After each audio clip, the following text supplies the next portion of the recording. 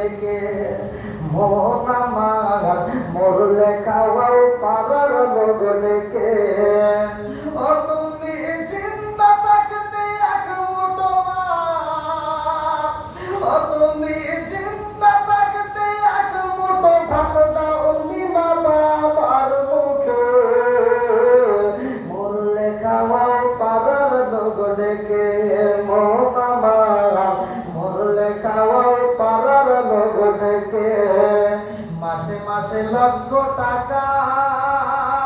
ব্যাংকে রাখো জমা বাড়ি বাড়ি ভিক্ষা করে তোমার মা বাবা ভাইরে তোমার মা বাবা মাসে মাসে লক্ষ টাকা ব্যাংকে রাখো জমা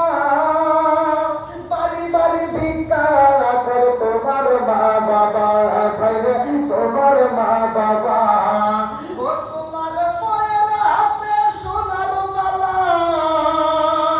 ও তোমার মায়ের হাতে সোনার মালা দিন কাটে তার কত সুখে মরলে খাওয়াও পারার লোক ডেকে মন আমার মরলে খাওয়াও পারার লোক ডেকে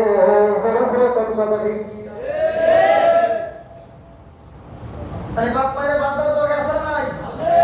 যারা বাপ মায়ের বাচ্চা থাকতে ভাত দেয় না কাপড় দেয় না তারা দাওয়াত দিলে ওই দাওয়াত আমরা চাই না ওই দাওয়াতের দরকার নাই কথাটা ঠিক কিনা একটা বাড়িতে আপনারা এই বিচার চালু করেন যে তুই তোর বাপ মায়ের ভাত দেশ নাই কাপড় দেশ নাই তোর দাওয়াতে আমরা যাবো না দেখবেন বাকি 10টা সন্তান ভালো হয়ে যাবে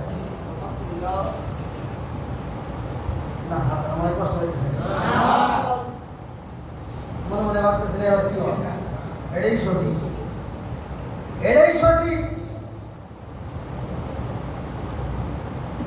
হ্যাঁ শুধু আর শুনলে হবে না আমার ভাষা বুঝতেছেন তো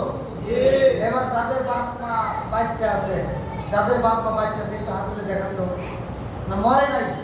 নাই বাইসে আছে আলহামদুলিল্লাহ হাত নামা ভাই কথা দেন জীবনে বাচ্চা থাকতে জিরো থেকে হিরো হতে চান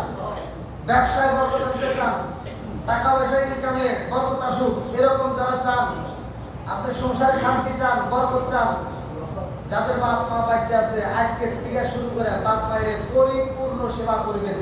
বাপ মায়ের আত্মা হয়ে খাওয়াবেন আত্মা হয়ে তাদেরকে পড়াবেন যদি এরকম কাজ করতে পারেন দেখবেন আপনার সংসারের ভিতরে আল্লাহ শান্তি দেবে সংসারের ভিতরে আল্লাহ বরকত দিব বরকত দেওয়ার মালিক কে বন্ধুরা রে আরে কাতুলে জান্নাত মা ফাতিমা এমন একজন মহিলা রে ভাই এই জমিনের মধ্যে আমার আল্লাহ যারে পাঠাইছে এই মহিলাটা কেমন মহিলা রে আমার পর্দানি সীমা করে চট্টগ্রামবাসীরা ভালো করে শুনে নাও আরে কাতুলে জান্নাত মা ফাতিমা এই দুনিয়ার মধ্যে এত কষ্ট করেছে রে ভাই